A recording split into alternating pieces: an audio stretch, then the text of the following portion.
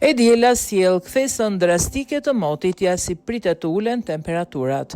Instituti Gjeoshkencave ka ndarë këtë pasdite një parashikim për kushtet e motit gjatë fundjavës. Sipas të dhënave meteorologjike, e shtuna dhe e diela do të jenë pareshje shiu në të gjitha qarqet e vendit. Po ashtu, parashikohet një ulje e temperaturash, veçanërisht në zonat malore, ku termometri do të shkojë nën 0 gradë Celsius. Ja dhe parashikimi.